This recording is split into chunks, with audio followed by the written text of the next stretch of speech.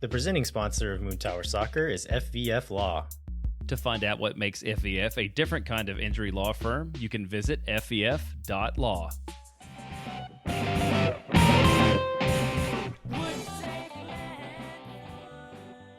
Hello, friends, and welcome to SWOONTOWER Soccer. I'm Mike Cragnola. And I'm Steph Cragnola. And we are all about the boys. That's right, we are. We are back this week to talk about our 2-2 draw with Inter Miami. Talk about MLS All-Star Guilherme Biru scoring the first goal in new stadium. Woo! We've got fit checks, kind of. We've got match moods, goal sellies, and social media standouts. And then, as always, we will wrap up with the man of my jersey after we get a little preview for this weekend's LA Galaxy match from Christian at Simply Soccer. Yeah, we are so grateful that the folks over at Simply Soccer have decided to join us again. We hope Michelle feels better. She is out of commission right now, but Christian filled in admirably in her stead. Yeah, we're really excited about what he brings to the table, so can't wait for you to hear that, but you will have to wait because we've got to talk about Miami. Oh, yeah, we do. So should we jump into it with these fit checks? Yeah, I was really actually impressed with, I don't say actually, like I'm not usually impressed. Too but late, like, you said it. I know. And you mean it. But these fit check pics on the plane were like artistic. They were like shot through the railings of the stairs up to the plane. So we got some like art shots, some real perspective shots from the top of the steps down. They were just fun. Like, I imagine it's got to be so boring to shoot the same, like, hey, they're going on a plane again, get some content. And you're like, oh, how do I get different content or like exciting content? They're wearing the same stuff. They're in the same place. And so I just applaud the media team, as always, for finding new ways to surprise and delight us. Yeah. Also, the comment section of these photos never disappoints. fails. Yeah, never fails to disappoint. Never disappoints. Yeah, never disappoints. Never fails to delight. Sure. Okay. I don't know what the saying is I was thinking of. Doesn't matter. Okay. Doesn't matter. But I love the level of like, I follow the team on Instagram. I am commenting on a post that they make, and I am asking, is Owen Wolf or Brandon Vasquez playing? Now, I need you to go back to a couple days ago when we were talking about Brandon, and I said something like, people will ask. Because we were talking about Brad bringing 2 Desnudo coffees onto the plane. Yeah. Which also shout out Brad. Incredible choice.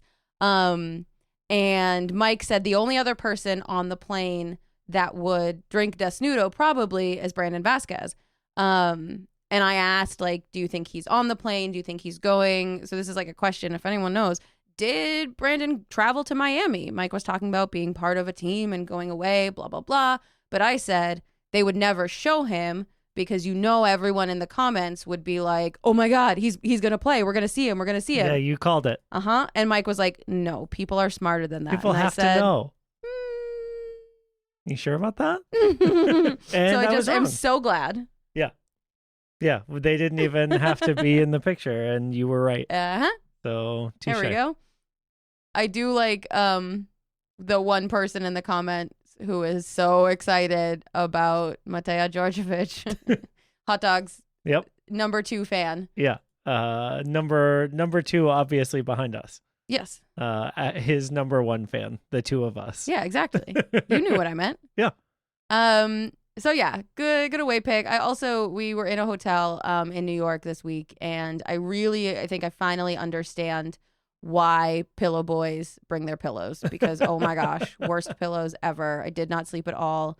And it was entirely the pillow's fault. Yeah. So I get it now. Yeah, it turns out that it's a big deal to be comfortable on the road. Especially when you're like, you have to do stuff. All I had to do was watch a bunch of ding-dongs play Magic. and I was not Hey. at my game on that. You got to watch a bunch of ding-dongs play Magic, okay? You're right. I know. Okay. Um, Anything fit-wise you want to call out? There's not much to... Yeah, I want to shout out Swatok shoes. You know I love Asics. I think the colorways are always so fun, and I thought his were awesome. That like brown and teal combo is so good. It's so fun.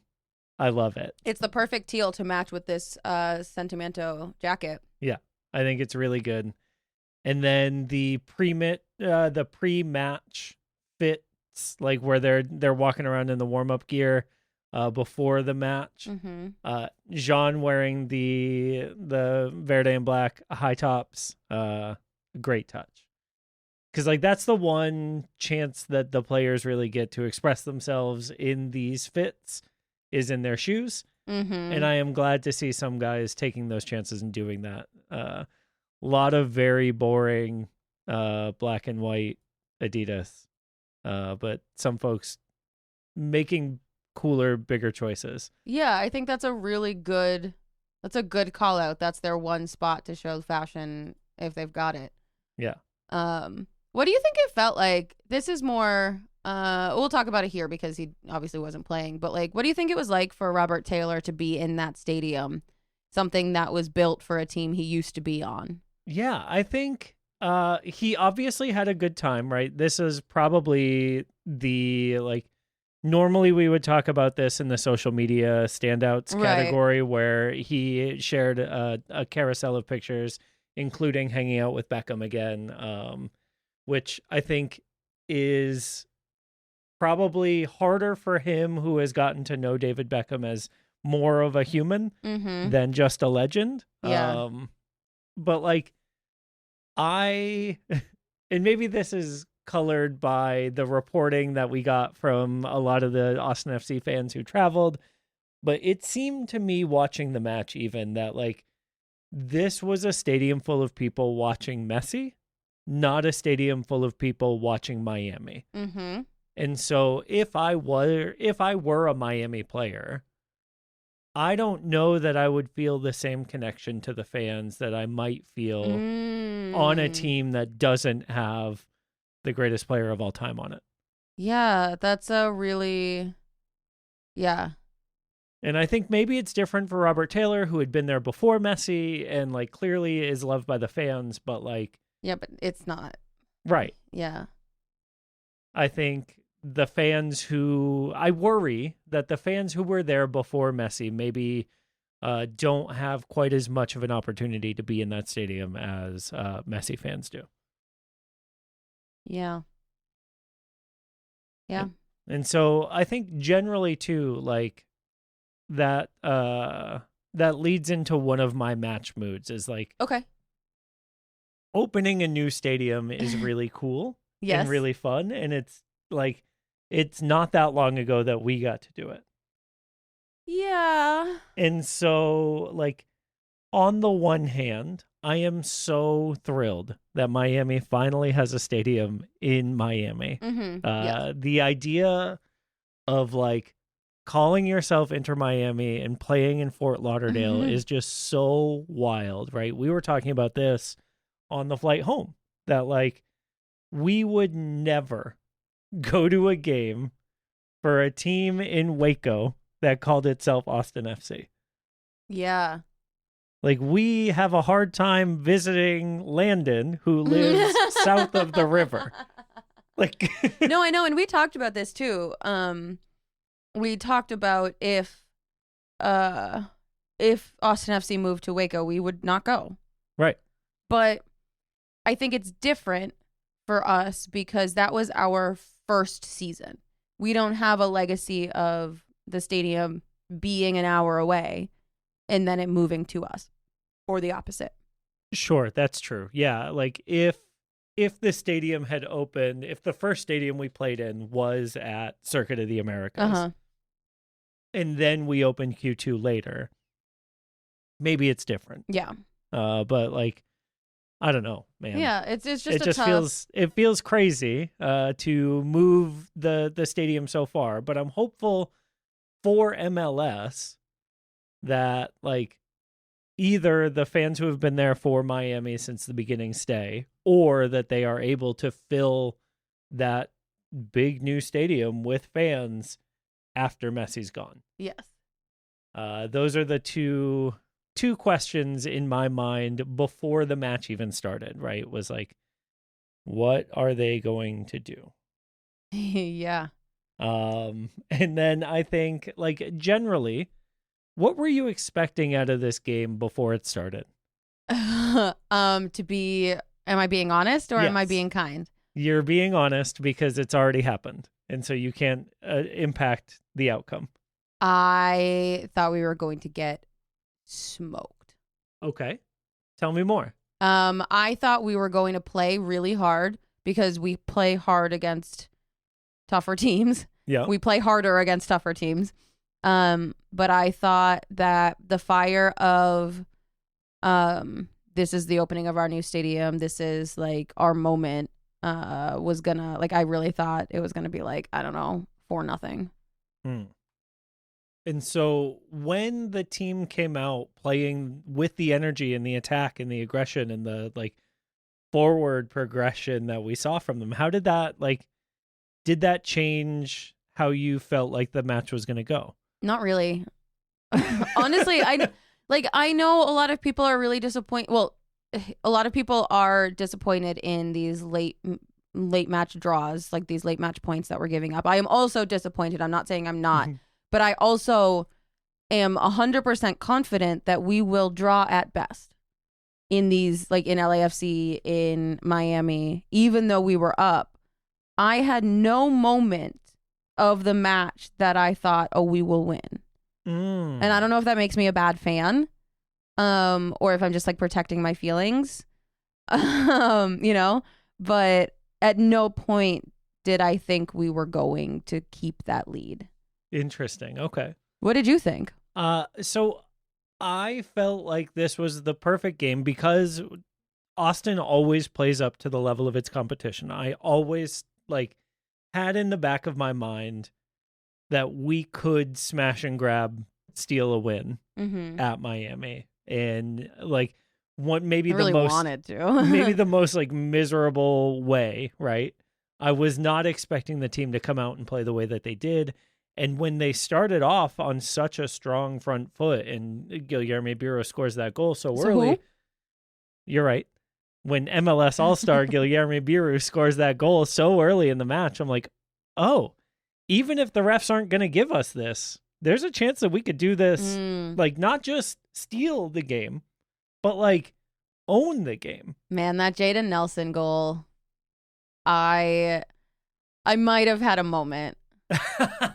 You know, I might have let myself have a second of holy crap, we could do this. And the pattern of play for it to happen. Right. We had seen, not to get too Moontowery, but we had seen similar patterns of play all night. And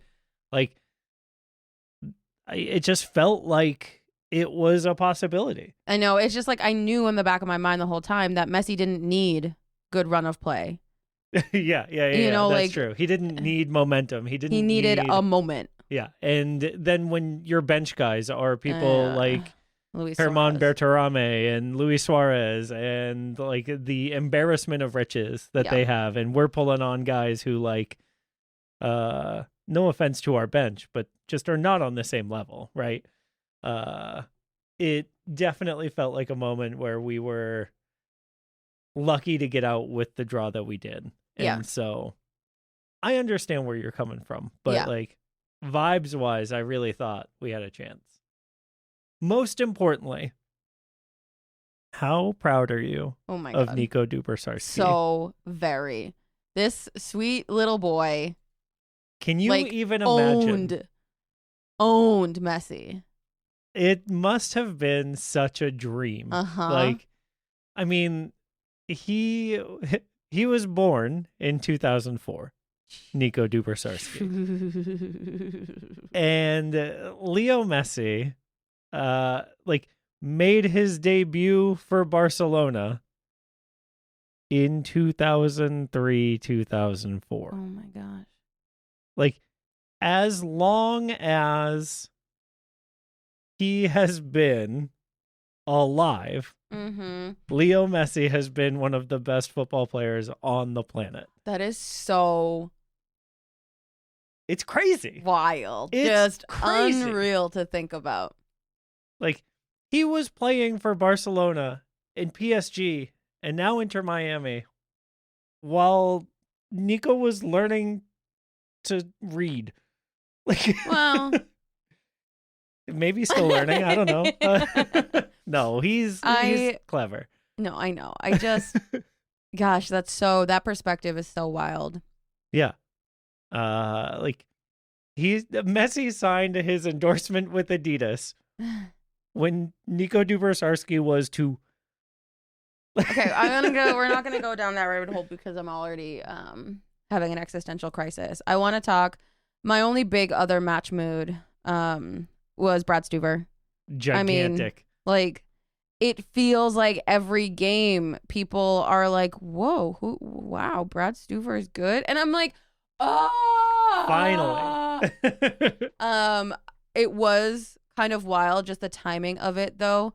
MLS posted like a recap of Brad saves or whatever, and just the timing of having that really atrocious USMNT game that everyone is like, why isn't Brad Stuver getting it? And we're like, okay, thank you. Like, first off, yes, agreed. And second off, welcome aboard. Right. Come join us on the Brad Stuver bandwagon. There's plenty of room. Yeah. You want to talk about the Brad comment? Sure. Yeah, so one of the comments that we saw on the MLS post about Brad Stuver's night out was, listen, USMNT, Brad Friedel, Brad Guzan, Brad Stuver. Right? I'm just saying there's a pattern here. So, yeah, I don't know. Potch, listen up. Do you think Brad Stuver would get a call-up if he shaved his head? Was first Brad bald? Oh, yeah. Second Brad, also very bald. I know Brad Guzan is. Tim Howard, very bald. I'm just saying, in the ranks of Oh my gosh. famous U.S. men's national team keepers, one thing in common. Oh no. Ooh. Oh no, I don't want to say yes because I don't want Brad to feel any pressure to shave. Listeners, let me know. Let us know at the Swoon Tower Instagram account. Only let Mike know. Do you Say think this message is for Mike and Mike only? Do you think we should start a campaign to encourage Brad to shave his head for USMNT goalkeeper? Let's talk about goal sellies. Do you have any other match moods? Good mood is my recap for that segment. Yeah, that's great. I think we can call it there. We can move on to goal sellies. Okay. Because we get one of my favorites. I know. You want to describe it? Oh my gosh. So this is probably a top 3 goal celebration for me because it's so ridiculous and uncomfortable. Guilherme Biro scores the header. He runs to the corner. He gets a bunch of hugs. And then he remembers and he runs back to get the ball. And he does the pregnant belly and baby thumb suck celebration, which I think pregnant baby is how I always refer to this goal celly. And I think the pregnant baby goal celly is hilarious because he's sucking his thumb like he's a baby. Oh, but that's also right. That's right. He's pregnant. He is. Yeah, It's okay. so ludicrous. That's right. We've talked about this. It is We've my talked about favorite. I love it. This gets a 9.5. Woo! I'm gonna give this a 9 just because the family stuff will always make me cry. The fact that his daughter was there, his wife was there, his very pregnant wife. Just the fact that they were there to see it, and the fact that he, like, his other goal celly was Spider-Man. Fingers for his daughter. You know, like, that's the kind of thing that I want a man who has an audience and caters to that audience. I don't give a crap about anyone else but, like, these 2 people who are the most important people in the world to me. And that just, it just makes me very emotional. Yeah, it was a good goal celly. Yeah. And I think every goal celly should make people emotional somehow. I agree. Even if it's irrationally angry. So Speaking of a goal, Celly, will you describe Jaden Nelson's goal, Celly? Jaden Nelson kind of like does a couple finger points up and then runs to the corner. He really didn't do much. So I liked it. It was gonna be it's gonna be a 4. A 4? You just said you liked it. Yeah. But it wasn't interesting in any way. It didn't make me emotional. The goal made me more emotional than the Celly, and I just don't think that's right. And I think he's going to score a bunch more goals, and he has so much room to improve on these Cellys. I'm spreading my range so that all the goals we score through the season, I've got room to grow. I'm not limiting myself to just because here's the thing. Here's my problem in the past. Historically, I've been 6 was my lowest, right?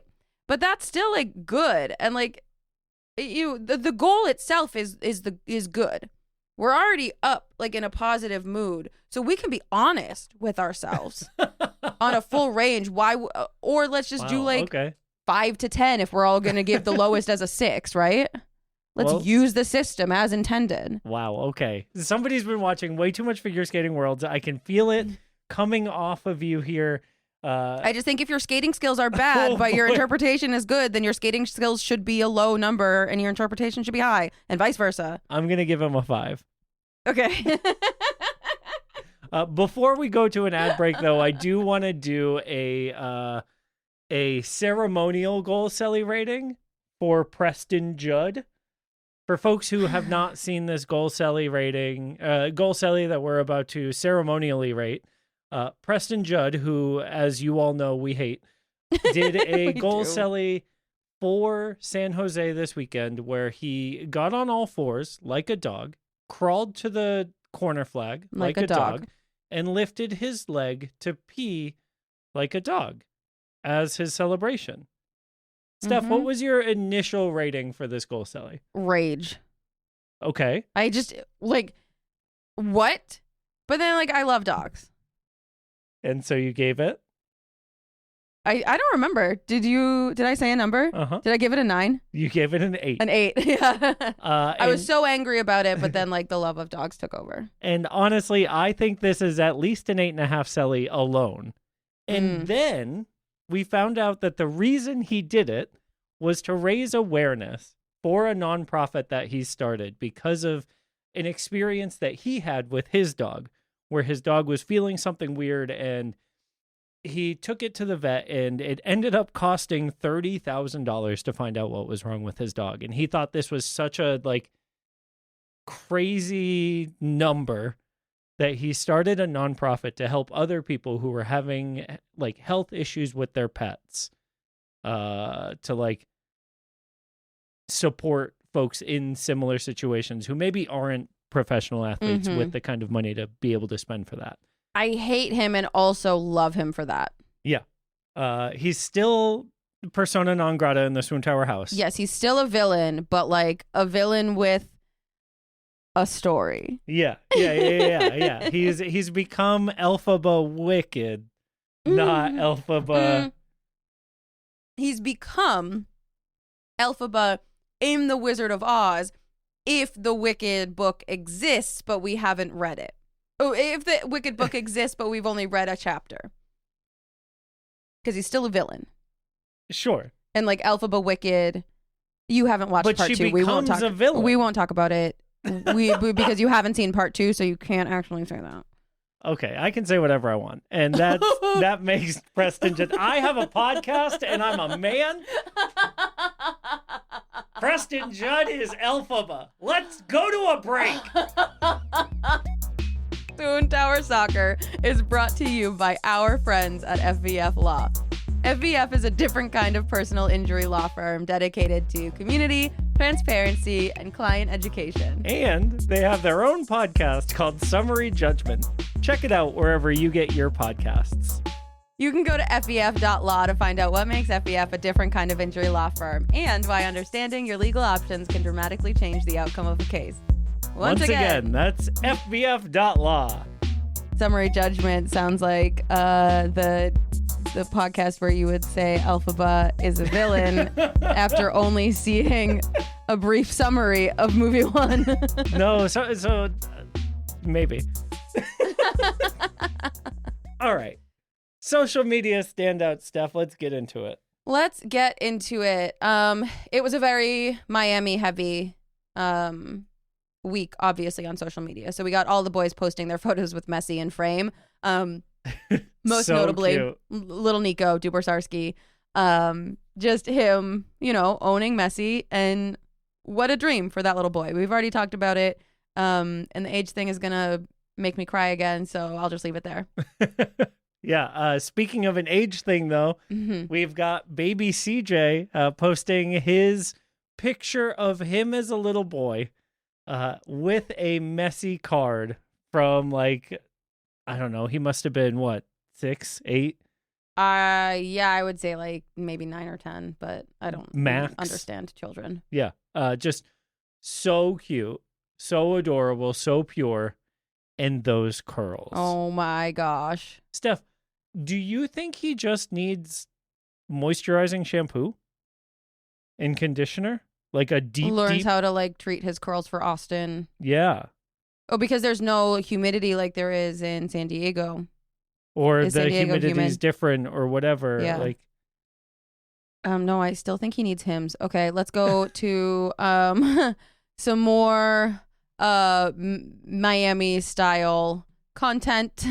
Mirtu Uzuni's family, they were in Austin, you said. yeah. So Uzuni's wife posted a story saying that she was in the big city. And it was a picture or like a video of her driving through downtown Austin, which, like, so cute. But, like, if you're coming from Granada, yes. Yeah.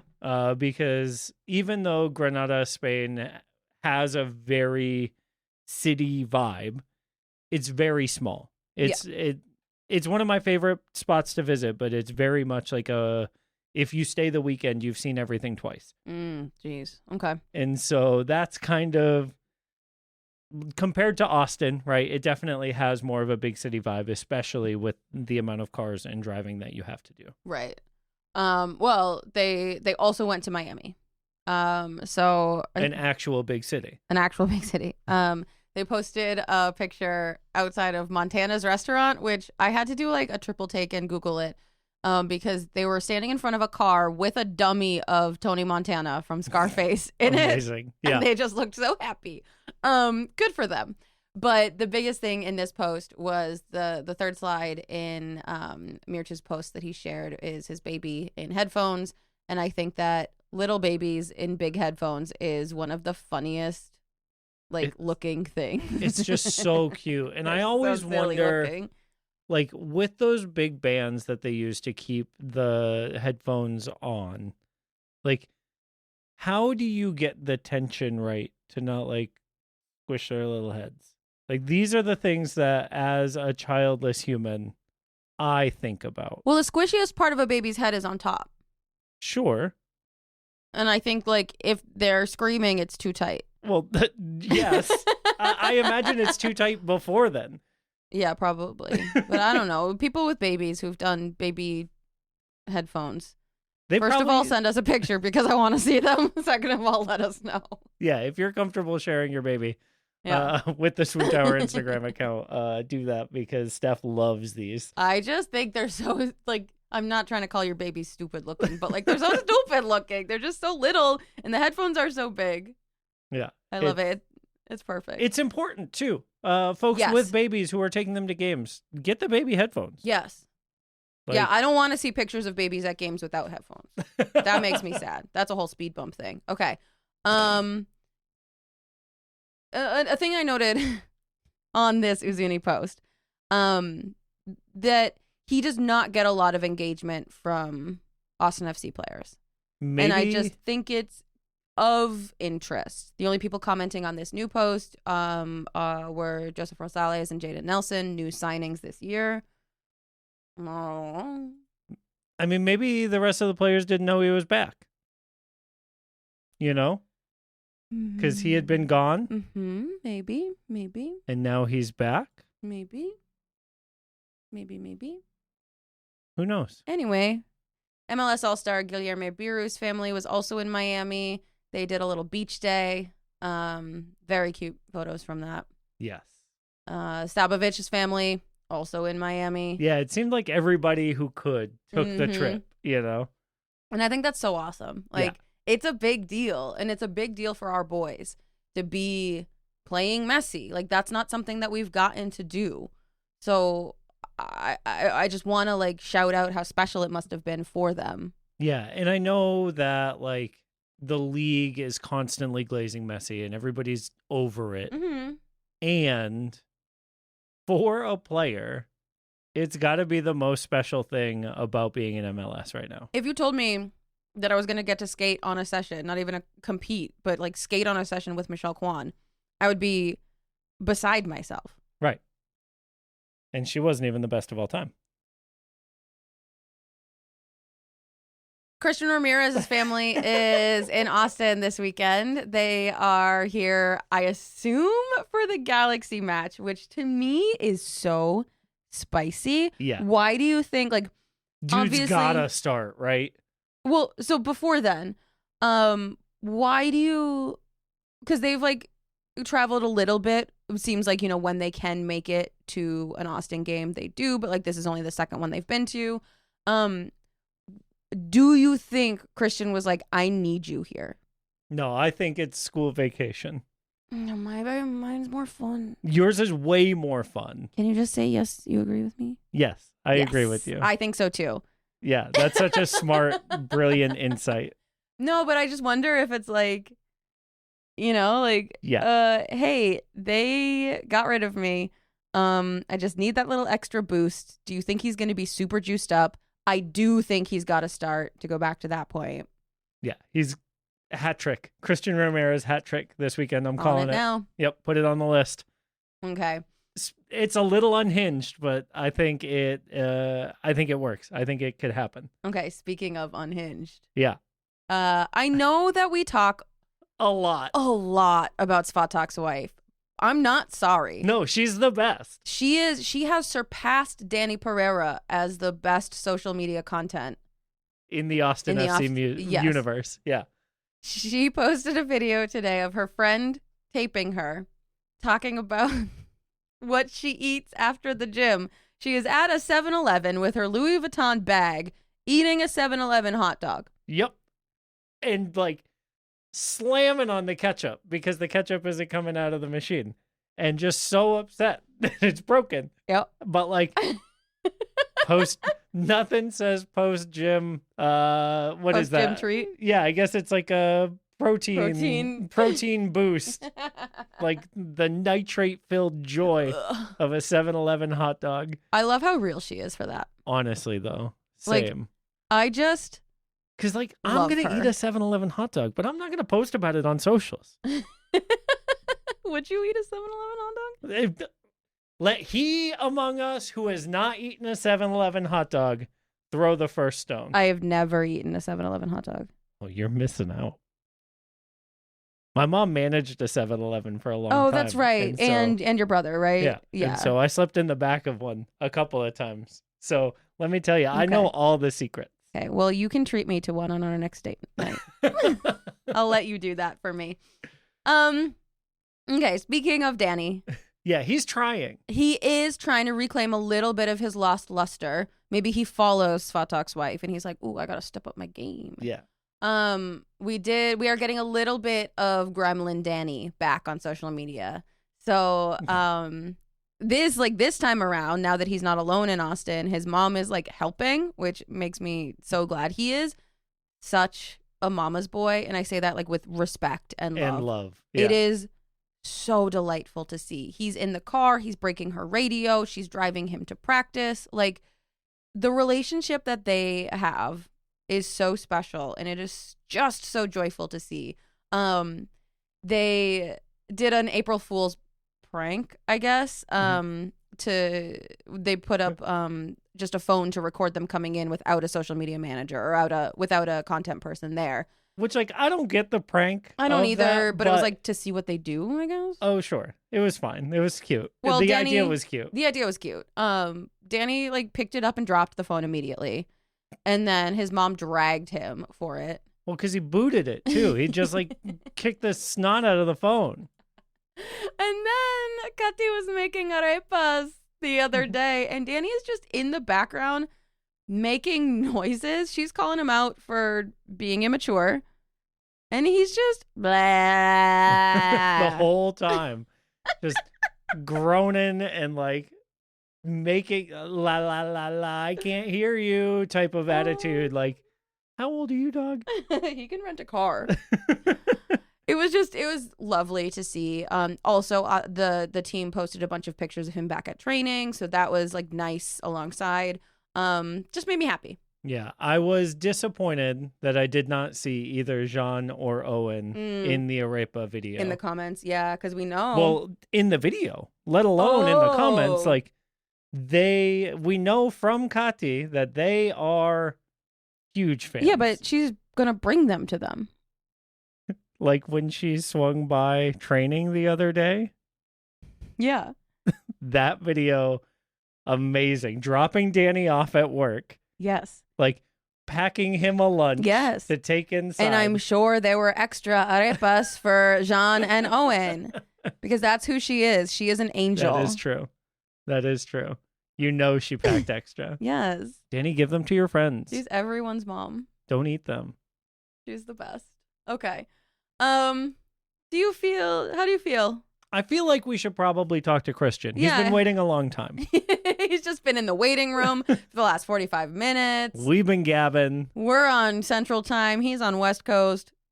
All right. Let's hear from Christian over at Simply Soccer. You almost said Christian Ramirez. Mm-hmm.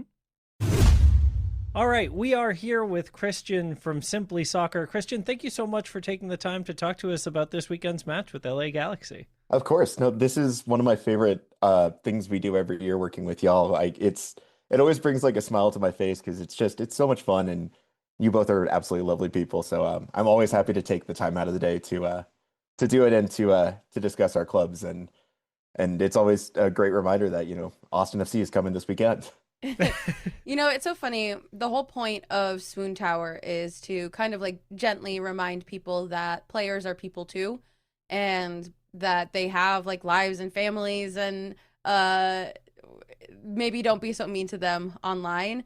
And I think that what this opponent spotlight has taught me is that like podcasters are people also. It's not just a reminder that players are people, but fans are people too. Begrudgingly, I'll accept that. And it's been so cool to get to it's been so cool to get to make friends through this, that like when we lose matches, I can be horribly upset and also at least know that my friends are happy. Yeah, and vice versa. We're hoping the same thing, yeah, right? We also hope you're glad when we're happy. Austin wins, y'all can be like, man, that sucked, but I'm glad Mike and Steph are happy. Let's pump the brakes just really quick for now. No, I kid. No, it is a really cool community that, like, fan-made media has created, especially in MLS. I think MLS was built for fan-made media, and Yes. I think it's really cool to see, even friends of mine that are doing Galaxy content, and the work that you do with SWOONTOWER, and the work that I have friends all over the league that do. It is really cool to see people hitting their stride in a league that is really built for it, and it's really special because with MLS being so young, there's no such thing as legacy media, and so fan-made media is legacy media technically. Clip it. That's a Yeah, good. right? It's a really good clip. We'll send Clip it, to print it on the Apple. Put it on a mug or something. I don't know. Yeah. That's gonna be on our next set of stickers. Perfect. We'll do collaborative merch. All right. Well, let's get into LA Galaxy. Yeah. And I do want to start just very, very briefly. We're kind of far from the off season now. We want to hear a little bit about your reaction to moves made in the off season that you're excited about, or that you were sad about, but now we've seen a couple matches play out, so we're a little bit removed from that. How are you feeling about the off season? How are you feeling about letting go of Diego Fagundes? How are you feeling about giving up Christian Ramirez to Austin FC? How are some off season vibes going? So I think the Galaxy had one of the more interesting off seasons Yeah. in MLS. And actually, I was very much of the opinion that had one of the best off seasons in MLS. Yes, obviously losing Christian Ramirez, good bench depth for a striker core that was a little thin.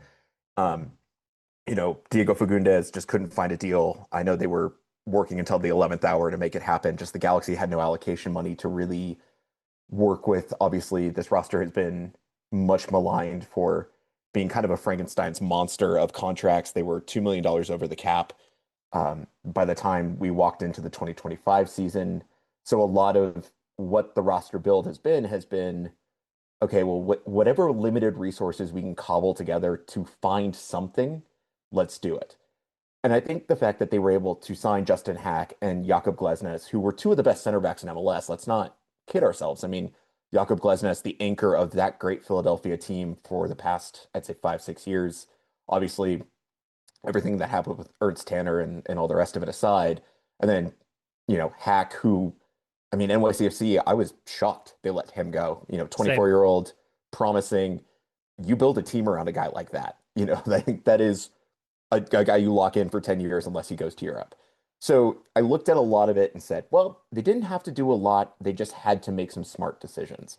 Obviously, last year, the story of the Galaxy was injuries. You lose Nascimento for, on and off for pretty much 12 weeks out of the year. Sanabria just never could find his rhythm. You look at, obviously, a season without Ricky Puig, and I think a lot of this offseason was built around Ricky Puig coming back. And then you get the news in February when they've done all of their work that, well, it's looking like he's not coming back, that maybe he's done it again. And, just on a fluke day out in Barcelona with his friends playing on the field, right? Like sometimes the world is cruel. That's what happened. It was, that's what the sense we get is that, he had been back in soft training. He had been, working things around and just, he felt it go. And that's the thing I did a deep dive on ACL tears and how it all works in terms of the surgeries that people are using now. Because I remember growing up in soccer that ACL tears were a death sentence, basically. Yeah. You don't come back from that the same. But now with the, ability to muscle graft and tendon graft and all these other things that are way out of my pay grade. I didn't go to medical school. I went to law school. Realizing I should have gone to medical school at this time. Unless you watch The Pit, in which case stay out of medical school. Orthopedic surgery, man. But it's just one of those things where the current way we do things, there's this like 3-month window where it's like, if it works, it works. If it doesn't, it doesn't. And unfortunately, he fell on the side of it didn't. So the Galaxy then had to scramble, and they had to scramble on no resources. And so that's when the Eric Tommy deal comes through. He's technically supposed to be the replacement for Ricky Puig. But you look at it and, yeah. You combine it with the idea. That move was so surprising, I think, for me, because like I didn't think of Eric Tommy necessarily as like a baller, right? But then when y'all made that move, people were like, he's the same player as Diego Fagundes was, but like far cheaper. I'll quote Matt Doyle here, who I think is an incredible scion of American soccer intelligentsia, is one of the top 5 teams in the league, really bringing in Eric Tommy as the answer. Right. And I think that's fair. But they've gotten younger. They're definitely trying to involve the academy in all of this. You look at, the performances of Harper Miller last year down the end, Isaiah Parente, they've gotten stuff, Mauricio Cuevas, they've gotten stuff from the kids, and they were hoping Elijah Winder was going to take that next step. So I think we all looked at this offseason as a net positive. Obviously, the Ricky news kind of threw a bit of a shadow over it all. But I think when we walked into that first game, I'd say most Galaxy fans would have said, yeah, honestly, not a top 5 team, but at least in the top 10, I would say. And then it's kind of all not started the way that they were expecting. Yeah, I was gonna say the pundits were so pro LA Galaxy at the start of the season, and I was like, I didn't quite buy it. I agree that your defense is so gigantically improved year over year with the signings that you made. Just looking at the names, like this should be a much better defensive team. But I had the same questions once Ricky was out. Like, is Eric Tommy really the answer? Because we saw Marco Royce struggled in that midfield distributor role. And so, like, can you find something from him this year? I don't know. And so what has it been like from the kickoff of the season to now? It's been frustration. I think that's a very fair word to use. A lot of the same mistakes that have plagued the Galaxy for the past, not even under Vinny's tenure, under previous coaches' tenures, of just this team that is built with this wealth of talent, this wealth of ability. You go through the roster and it's name after name that you think could pretty much start for any team in MLS, and yet every single time it's transition defense, it's completely avoidable moments of the Galaxy just over leveraging an attack, and then it's one person making one stupid pass, and then all of a sudden any team that plays them is within miles of space. You go back to the game last night against Toluca. Toluca kind of sat deep on them and then just killed them on the counterattack every single time because they knew the Galaxy were just going to concede a ton of space. And Vanny, to his credit, has created an attacking monster.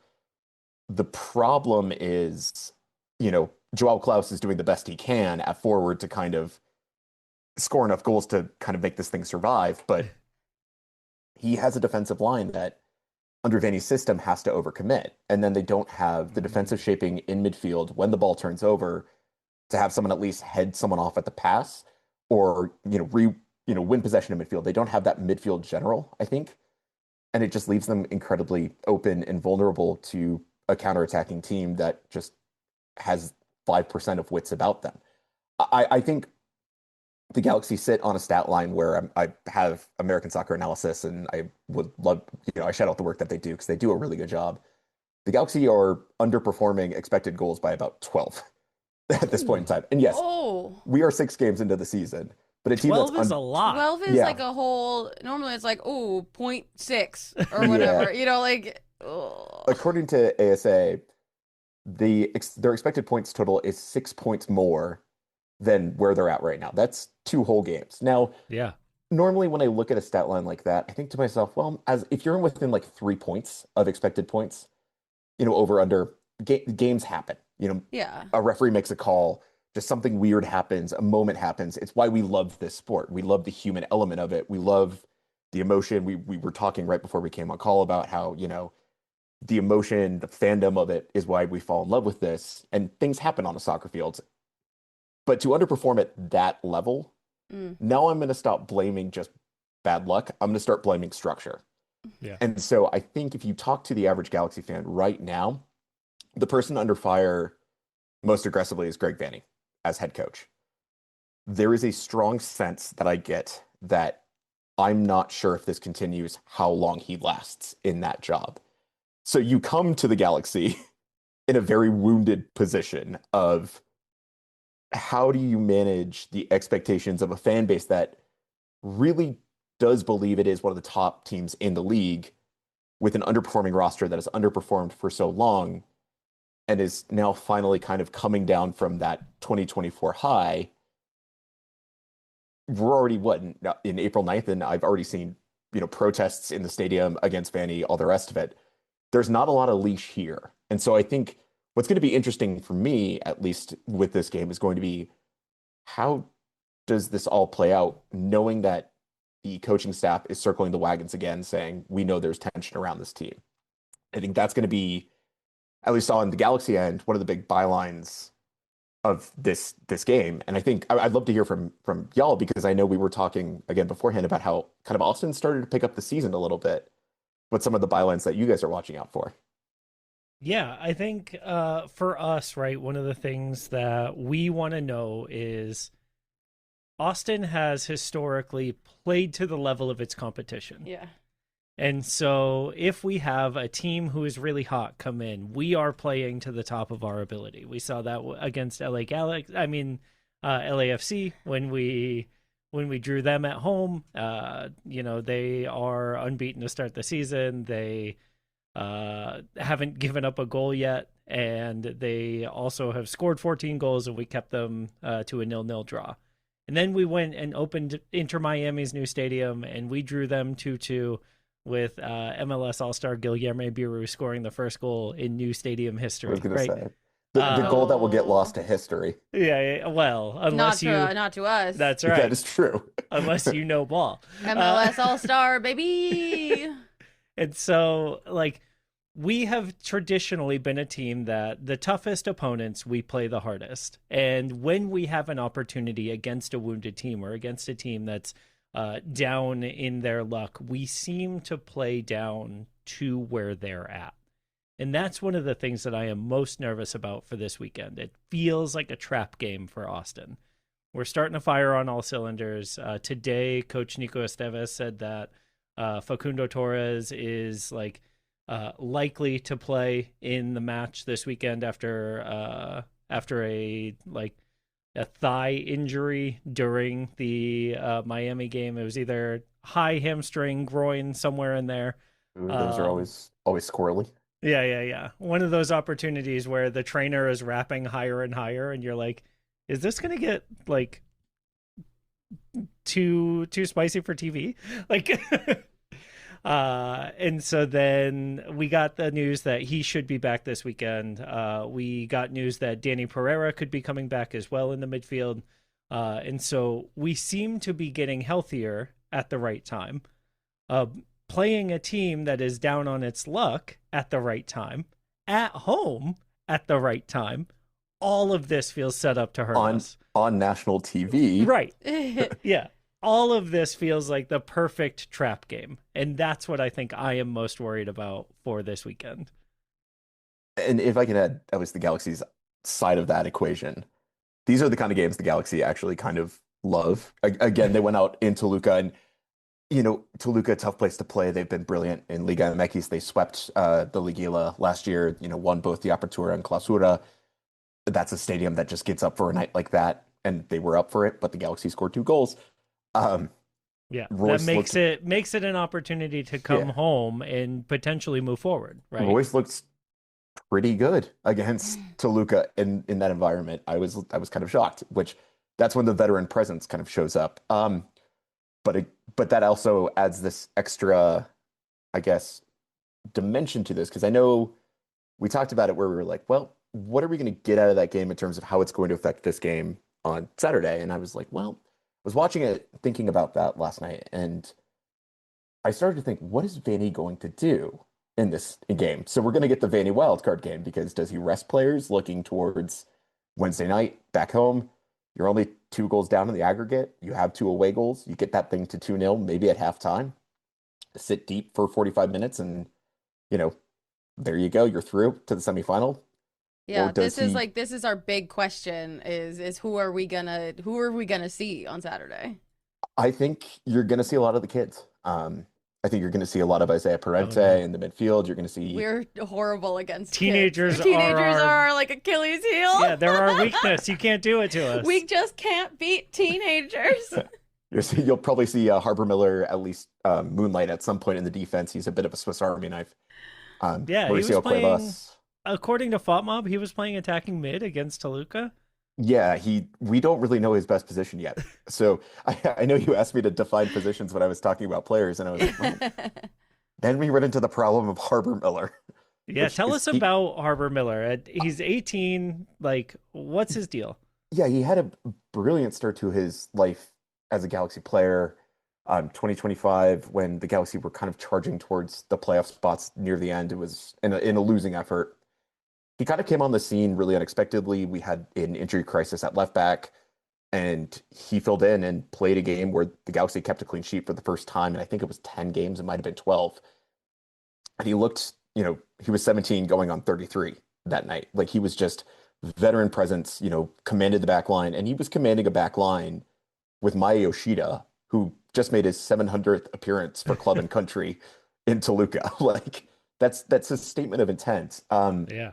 He's kind of floated around the back line. I've seen him moonlight as a center back every now and then. Greg Vanney's kind of using him as a utility man. To steal a baseball analogy, there's always like the infield utility man. That's him right now, as he kind of tries to figure out exactly exactly how he's going to fit into all of this. But he is a very, very good player, really precocious on the ball. He plays smarter than his age. He's got a soccer IQ on him. And I think that's what Vanny values, is just a guy that, he can mold and shape into what he exactly wants. I look at the career of Jonathan Osorio with Greg Vanny, where Osorio took him at 17 years old. Again, a player that the soccer IQ was there, didn't really know what to do with him, and then turned him into one of the cornerstones of those great Toronto sides in, what was it, 2018, 2017. I think he looks at Harbour Miller and feels like it's kind of the same scenario here, where Greg Vanny, who values tactical flexibility above all else, if he has enough wild cards in the deck, he feels comfortable because he can just, throw you 5 different looks of tactics in a game and, have an opposition defense just having no idea what's going on. So I think that's maybe where he views Harbour Miller. I also would point to Mauricio Cuevas in the midfield as well, who has stepped up quite excellently, being tasked to deal with some pretty massive games. I remember the late El Tráfico last year, where he was just chucked into the midfield because, everyone was serving yellow card suspensions at that time, and actually held them to a 0-0 draw, basically. The kids are starting to get their feet under them. And I think that's going to be interesting in a game like this, where Vanny's going to ask them to really find their footing. That could, if you were a Austin fan, I'd be a little concerned, but to assuage your fears just a little bit and to increase mine, the system is still the system. It still leaves a ton of space in the back line. Sure. If Facundo Torres can't really run, well, we'll give him enough room to go. Yeah. We're never really, our fears, I don't think will ever be assuaged. Like, we're all fear. Yeah. Oops, all fear. That's the beauty of fandom. Yeah.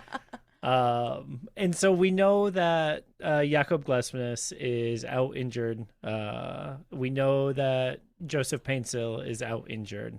But we also know that Gabriel Peck and Joao Klaus have like a real budding relationship on the field. Off the field too. I think this is something we were at Coachella, Coachella Valley Invitational preseason, and they were hanging out the whole time. So we were in the little tent with the entire Galaxy staff. And it was just the two of them, like, hanging out all day. So I wonder if this is something that's really been established preseason training that you've seen come to. I don't know how much you stalk their socials like we do for SWOONTOWER, but like we judge friendships. We gauge like who's hanging out and who's like best friends. Yeah. So is this something that you've noticed on and off pitch? Yeah, well, I'm terrible at social media, so but no, I think it's the Brazilian connection, both of them being Brazilian. I think Gabriel Peck's kind of introduction to MLS and everything, he was very close with Ricky, and I think the fact that Pooch goes down, one of his closest mentors is not there, because obviously, Ricky Pooch wants to be with family back in Barcelona. I think Joao Klaus has kind of taken him under his wing a little bit, because how long Klaus has been in this league, how much he understands it. They both speak Portuguese. That honestly, in a team that speaks a lot of different languages, that can't be overstated. The fact that you have someone that, knows your life experience, grew up in Brazil, understands, your hometown, and you understand his, like, that's a powerful connection. And so I think their connection is basically built off of a very shared life experience. And that there's something to be said for that I think a lot of teams that build in these sort of relationships of like, hey, like, where I came from, I know where you came from, like, maybe like we have a weird cousin in common or something like that. Like, I don't know, but like, you can kind of see where I'm going with that. Like, hey, like, let me invite you over to celebrate, Carnival or something like that. Like, that does do something to a player. I think there is something to be very much said for a player's success being driven by them feeling comfortable in the place they're at, where we've seen a lot of players' careers like kind of get derailed because they just never gel with the place. They gel with the team, but then what happens when you're not with the team, right? When you're going to grocery shop, or you're going to go, go to the movies or do whatever, or your kid needs healthcare. Exactly. Like, you don't feel at home. And I think the fact that now Peck has someone that has been in this league a long time, knows how to find that sense of home, speaks the same language, from the same country, you can share the same movies, same comic books, whatever. I think that matters a lot. And I think that's really going to help Peck, especially because he doesn't have his best friend in Paintsel alongside him right now. I think that's important. And I think they work really well together in a soccer sense because I think Peck at his most successful is basically splitting the lines a little bit further wide. And so he's for the past couple while Joveljic was gone, basically he was asked to play as a false nine. Well, he's not that. He's always, boots to the wide line winger. Like that's what he's always been. And then cut inside if you think you have a shooting lane or, get down to the end line in order to fizz in, a low hanging cross. Well, Joel Klaus is a battering ram. He can drop into the midfield and, kind of do that one-off interplay, but the guy is a smart runner in the box and he's also not afraid to use his body. And I think you see the goal against NYCFC, his first goal for the Galaxy. It's just him wanting it more and just posterizing a guy to get to the back post. Like that is what and that's Peck, like his whole thing. Yeah, that's what Peck has been desperately missing. So I think he finally feels that they've got that connection on the field because they understand each other in terms of the roles they play, but I also think the off-field stuff does matter a lot. Yeah, that's cool. I'm glad for them that they have that. Mad for us. Yeah, mad for us. But like, This I don't know. weekend. Yes, this weekend I'm mad for us. But like, I just like that they have that. I think that's nice. Yeah.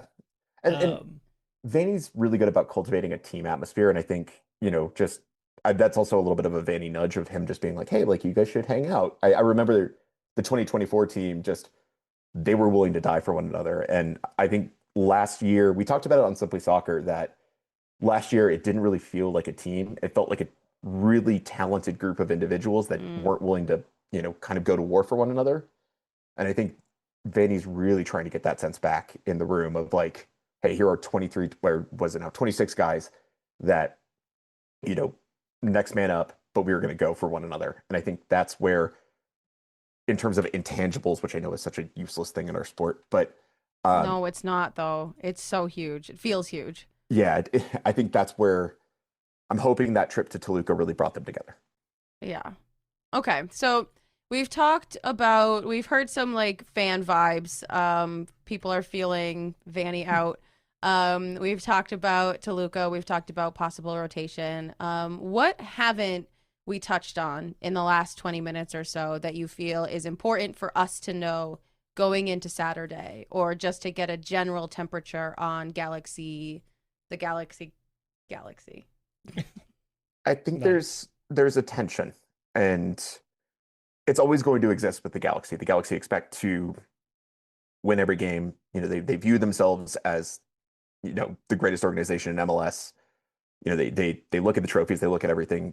They truly believe that they are, the best of the best. The fact that they're falling short of expectation left and right, I think has created tension. And I was not at the last home game. Michelle was covering for me, and she said she's never felt the building that like throat or heart and throat just tension at halftime. Yeah. And I think there's definitely a sense that this next set of games, so obviously this game on the weekend, then the Toluca game on Wednesday, they have a slate of games coming up that they're going to look at it and say, we have to get something out of these games. They play Dallas, they play Columbus. Obviously, they're on the road for those two games. They won't have to sit in front of the home fans, which actually might free them up just that slight bit, just because I know you both have definitely been in kind of those tense atmospheres. The team feeds off of that. Yeah. You can tell. But then they play Real Salt Lake at the end of the month. And I think that's going to be a game that, in front of the home fans, if these next three games don't go well, then we're really going to see probably that tension just ratchet up to, 11. So right now I would say, from a Galaxy fan perspective, it's definitely a sense of tension, a sense of we need that one performance to kind of get them going. But there's a lot of, this feels like a bit of a storm on the horizon, and we're going to see how it goes. I will say I don't think they're as bad as results have indicated. I thought they had a really tough start to the season. You play New York City on your first day, NYCFC. Obviously, we're terribly close to MLS Cup last year. You then have, your set of games in the CONCACAF Champions League. You play Charlotte, who was incredibly good last year, but, you get that 3-0 win. You think, all right, we're off and running. You lose to a Colorado side. Well, you can explain that away. It's at altitude. Colorado actually might be decently good this year. Yeah. I don't want to talk about no. it. I don't want to deal. I don't want to face the. I don't We'll wanna deal face with the that with possible- Matt Yeah. soon. I don't want to face the possible reality that Colorado could be good. And then- I haven't looked at their roster enough to know who they'll sell between now and the end of the season to make them bad again. But I'm sure it's someone. Well, they'll find 3 U.S. players that went to Europe a little too early, and then Yeah. restock the gun there a little bit. But then they lose to Kansas City and Kansas. They draw Portland. Yeah. Credible draw. I mean, again, Portland's no one's favorite place to play. But then it's the loss to Minnesota that everyone's like, oh, wait a minute. Or is this the same conversation we had at the beginning of 2025? That's fascinating to hear that it was that was the tipping point and not Kansas City, who doesn't even have enough players. Or the Portland game being something that you can like brush off despite being up a man for 70 minutes is Yeah. Was that just kind of like it led to Minnesota being the tipping point? It was like, okay. Here's all these pieces. Yeah, Whoa. I think Yeah. it was the first chink in the armor where you start to Yeah. think like, oh, the problem is I'm going to quote the great Jonathan Wilson, who is one of the great soccer writers of our time.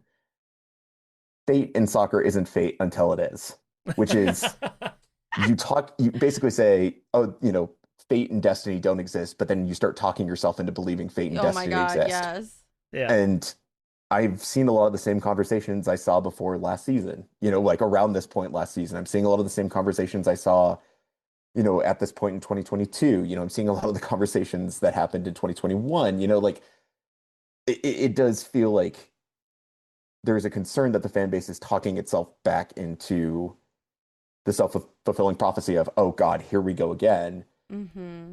And that's my concern is now the team and staff start to buy into that. And that's where I think this game on Saturday, I think holds a lot of consequence for both teams. I think for Austin, it's, oh, well, hey, like we're kicking on a little bit here. Like, let's get going. For the Galaxy, it's, oh, okay, well, we need this one in order to kind of get everyone back in the room a little bit. Yeah. Yeah. Well, I hope you don't. I respect that. I know the crowd I am talking to. So. Yeah, but I understand that, and like we've felt that tension, and it's so frustrating. And like I do hope at some point y'all find your feet again, but just not against us. Yeah, I like the idea that an early April game has stakes Yes. for fan bases, right? Like both of us are in places where we are trying to build these narratives for our season, and we are looking at what is the story of 2026. And this match feels like it can answer questions for both of us moving forward, and that's really exciting. Yeah, we're past the 6-game barrier, right? Like, Yeah. now things matter. Where it's the first 5 games, weird things happen, just weird results happen. I don't know. Random teams just start leading the league, and we're all like, oh, are the Red Bulls like the best team in MLS? Is Michael Bradley coach of the year now? Like, Yeah. and then all of a sudden, everything kind of regulates around week 7, and I think this is when we start to actually take some really heavy value judgments out of teams, and this is going to be a big one, I think, for both of us, which makes it a super Very. exciting kind of day for both clubs. That being said, Yeah, it's it probably makes gonna it be a boring makes it a 0-0 draw. fun Saturday afternoon, right? So we'll Yeah. see. yeah. boring 0-0 draw inbound. Christian, thank you so much for coming on to chat with us. It's always a joy. Tell Michelle that we miss her and can't wait to chat with both of you when we see y'all again, Yeah, for the return leg. whenever Yeah. that is. Of course, yeah. Thank you guys so much for always including us. We always look forward to this, so Absolutely. it's always a pleasure. So thank you Us so too. much, and wishing you all luck on Saturday, but not too much. Oh.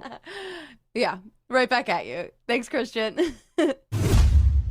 Thank you so much, Christian, again, for coming on and giving us such a good breakdown. One of the things that Mike and I were saying after we got to chat with him is how we have this whole list of questions, and we've done a couple of these with him before, and like he just was on our question, like he just flowed this conversation so naturally and beautifully. We didn't even have to like ask half our questions. It was awesome.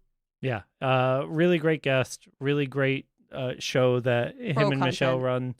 Like, let's not forget, she was the one all those years ago who called it. What was it, 2 years ago when the Galaxy came in and we stomped them?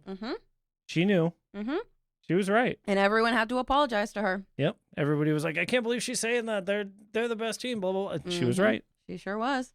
And so that makes me even more nervous where Christian was like, who knows? We'll see what happens. Right. That's true. I don't want that to be what he said. I wanted him to say, people are confident and it's going to go poorly for us. All right. Well, let's get to the moment I'm sure you're all waiting for. The man of my jersey this week. Who is it? It's little Nico Dubersarsky. Yeah. I just think I'm so proud of him. I just think that he deserves this. Like, he took down Heung-min Son. He took down Lionel Messi. Like, he's just a baby. He's our baby. He's doing so good. We're so proud of him. Yeah. I can't wait for the crowd to be full of Nico Dubersarsky jerseys. Same, honestly. And like, I know he had like a slow-ish start last year. And don't look at his passing numbers. Like, none of that matters. What matters is he's on the field. He's shutting down the big guns. Right. I mean, don't look at his numbers at all, because if you do, like, you'll understand why I love him. Truly. You're not looking into his heart if you're looking at his numbers. Exactly. And he wouldn't be a Steph favorite if he was good at everything. So we love little Nico. I'm just so proud of him. We will be glad to have Danny back maybe this weekend. Yeah. Coach Nico says there's a possibility. Yeah. That's why I said maybe. Because who knows? Who knows? We'll obviously be back. Glad when Owen comes back. But like, what little Nico has done in the midfield has been so delightful to me. All right, y'all. If you like this show, if you like little Nico Dubersarsky, if you like me, you'll rate this show. Review it. You'll subscribe to the Patreon at patreon.com/SWOONTOWERsoccer. You'll tell your mom. You'll tell your friends. You'll tell your friends' moms. You'll tell your friends' moms' dogs. Yeah. And you'll follow us at Swoon Tower on Instagram because we're posting content now. Yeah, we're doing it. We're doing stuff. Yeah. So follow us. Yeah. All right. We love you. We love you. Bye.